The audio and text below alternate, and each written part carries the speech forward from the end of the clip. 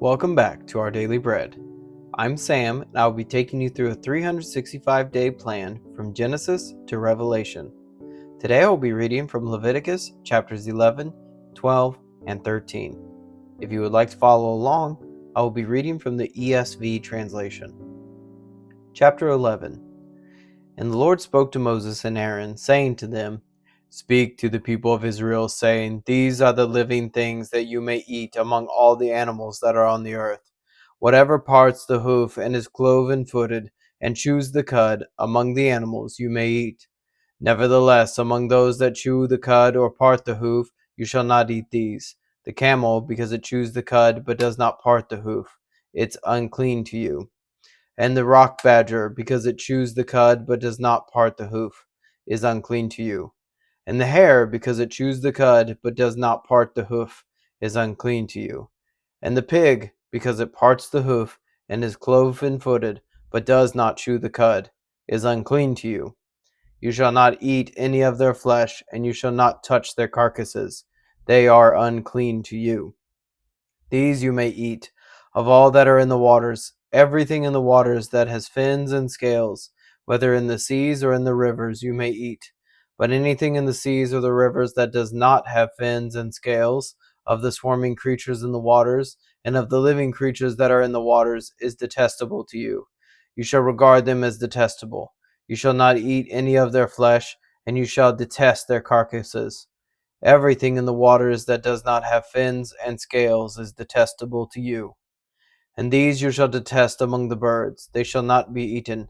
They are detestable: the eagle, the bearded vulture, the black vulture, the kite, the falcon of any kind, every raven of any kind, the ostrich, the nighthawk, the seagull, the hawk of any kind, the little owl, the cormorant, the short-eared owl, the barn owl, the tawny owl, the carrion vulture, the stork, the heron of any kind, the hoopoe, and the bat. All winged insects that go on all fours are detestable to you. Yet among the winged insects that go on all fours, you may eat those that have jointed legs above their feet, with which to hop on the ground. Of them you may eat: the locust of any kind, the bald locust of any kind, the cricket of any kind, and the grasshopper of any kind. But all other winged insects that have 4 feet are detestable to you. And by these you shall become unclean. Whoever touches their carcass shall be unclean until the evening, and whoever carries any part of their carcass shall wash their clothes and be unclean until the evening. Every animal that parts the hoof, but is not cloven-footed, or does not chew the cud, is unclean to you. Everyone who touches them shall be unclean. And all that walk on their paws, among the animals that go on all fours, are unclean to you. Whoever touches their carcass shall be unclean until the evening. And he who carries their carcass shall wash his clothes and be unclean until the evening. They are unclean to you. And these are unclean to among the swarming things that swarm on the ground: the mole rat, the mouse, the great lizard of any kind, the gecko, the monitor lizard, the sand lizard, and the chameleon. These are unclean to you among all that swarm. Whoever touches them when they are dead shall be unclean until the evening. And anything on which any of them falls when they are dead shall be unclean, whether it is an article of wood, or a garment, or a skin, or a sack, any article that is used for any purpose. It must be put into water, and it shall be unclean until the evening. Then it shall be clean. And if any of them falls into any earthenware vessel, all that is in it shall be unclean, and you shall break it. Any food in it that could be eaten, on which water comes, shall be unclean. And all drink that could be drunk from every such vessel shall be unclean. And everything on which any part of their carcass falls shall be unclean, whether oven or stove, it shall be broken in pieces. They are unclean, and shall remain unclean for you. Nevertheless, a spring or a cistern holding water shall be clean, but whoever touches a carcass in them shall be unclean. And if any part of their carcass falls upon any seed grain that is to be sown, it is clean. But if water is put on the seed, and any part of their carcass falls on it, it is unclean to you.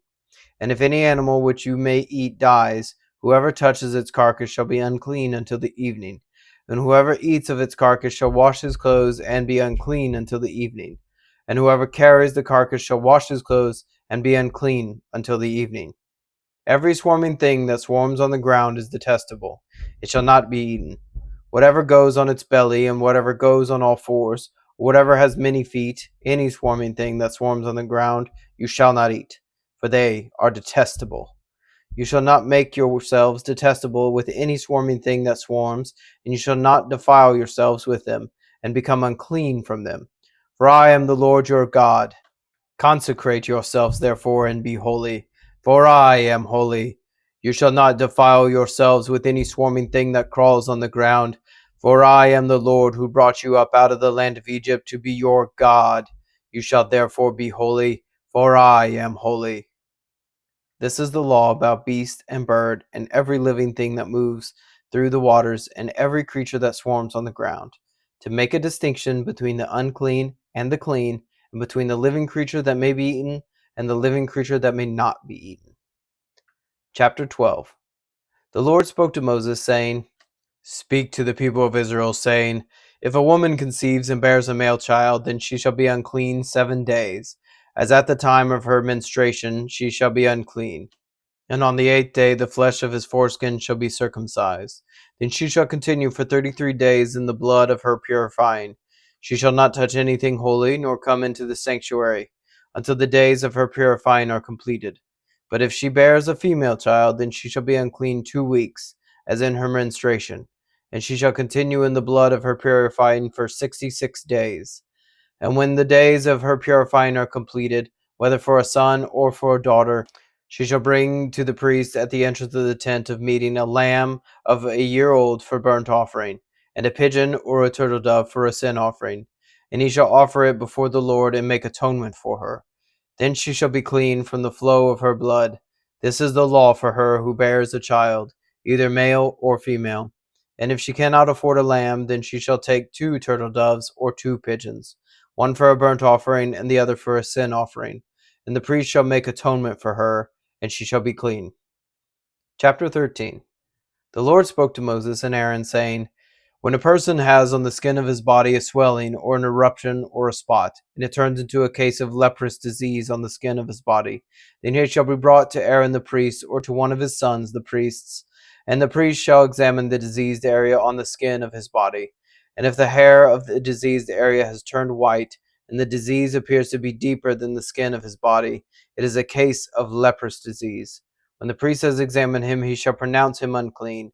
But if the spot is white in the skin of his body, and appears no deeper than the skin, and the hair in it has not turned white, the priest shall shut up the diseased person for 7 days. And the priest shall examine him on the 7th day.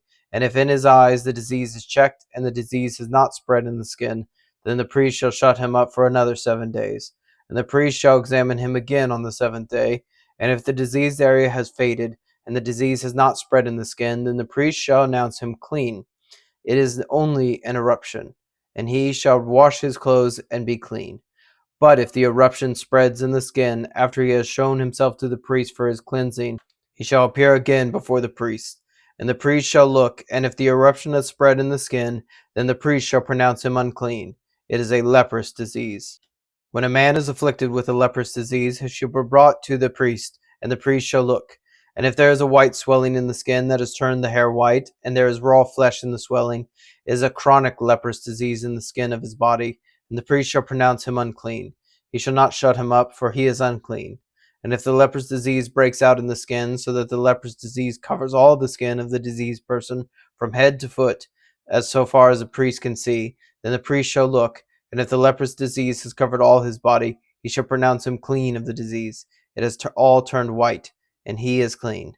But when raw flesh appears on him, he shall be unclean. And the priest shall examine the raw flesh and pronounce him unclean.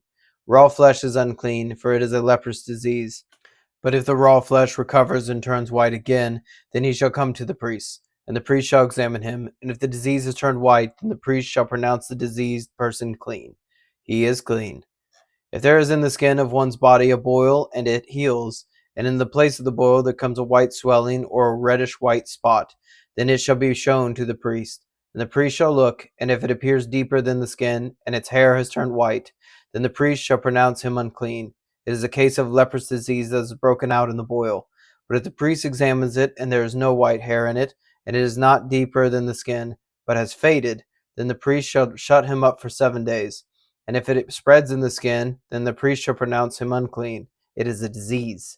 But if the spot remains in one place and does not spread, it is the scar of the boil, and the priest shall pronounce him clean. Or when the body has a burn on its skin, and the raw flesh of the burn becomes a spot, reddish white or white, the priest shall examine it, and if the hair in the spot has turned white, and appears deeper than the skin, then it is a leprous disease. It has broken out in the burn, and the priest shall pronounce him unclean. It is a case of leprous disease. But if the priest examines it, and there is no white hair in the spot, and it is no deeper than the skin, but has faded, the priest shall shut him up 7 days, and the priest shall examine him the seventh day. If it is a spreading in the skin, then the priest shall pronounce him unclean. It is a case of leprous disease. But if the spot remains in one place and does not spread in the skin, but is faded, it is a swelling from the burn, and the priest shall pronounce him clean, for it is the scar of the burn. When a man or woman has a disease on the head or the beard, the priest shall examine the disease, and if it appears deeper than the skin, and the hair in it is yellow and thin, then the priest shall pronounce him unclean. It is an itch, a leprous disease of the head or the beard.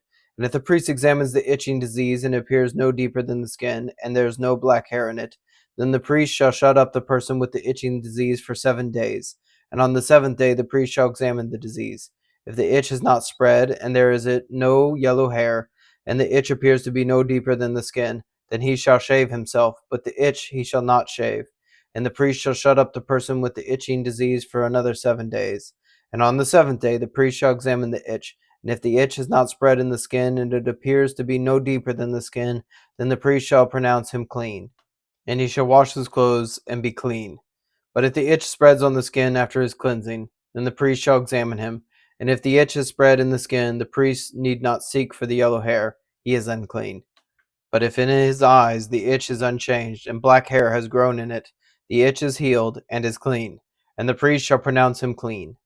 When a man or woman has spots on the skin of the body, white spots, the priest shall look, and if the spots on the skin of the body are a dull white, it is leukoderma that is broken out in the skin. He is clean. If a man's hair falls out from his head, he is bald, he is clean. And if a man's hair falls out from his forehead, he has baldness of the forehead, he is clean.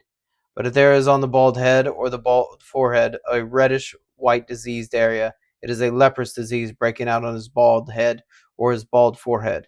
Then the priest shall examine him. And if the disease swelling is reddish white on his bald head or on his bald forehead, like the appearance of leprous disease on the skin of the body, he is a leprous man, he is unclean. The priest must pronounce him unclean, his disease is on his head. The leprous person who has the disease shall wear torn clothes and let the hair of his head hang loose. And he shall cover his upper lip and cry out, Unclean, unclean. He shall remain unclean as long as he has the disease. He is unclean. He shall live alone. His dwelling shall be outside the camp.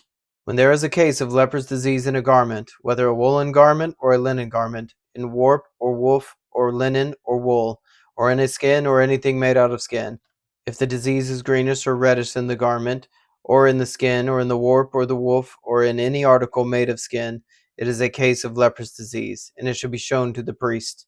And the priest shall examine the disease and shut up that which has the disease for 7 days. Then he shall examine the disease on the seventh day. If the disease has spread in the garment, in the warp or the woof, or in the skin, whatever be the use of the skin, the disease is a persistent leprous disease. It is unclean. And he shall burn the garment, or the warp or the woof, the wool or the linen, or any article made of skin that is diseased, for it is a persistent leprous disease. It shall be burned in the fire. And if the priest examines, and if the disease is not spread in the garment, in the warp or the woof, or in any article made of skin, then the priest shall command that they wash the thing in which is the disease, and he shall shut it up for another 7 days. And the priest shall examine the diseased thing after it has been washed, and if the appearance of the diseased area has not changed, though the disease has not spread, it is unclean. You shall burn it in the fire, whether the rot is on the back or on the front. But if the priest examines, and if the diseased area has faded after it has been washed, he shall tear it out of the garment, or the skin, or the warp, or the woof. Then if it appears again in the garment, in the warp, or the woof, or in any article made of skin, it is spreading. You shall burn with fire whatever has the disease.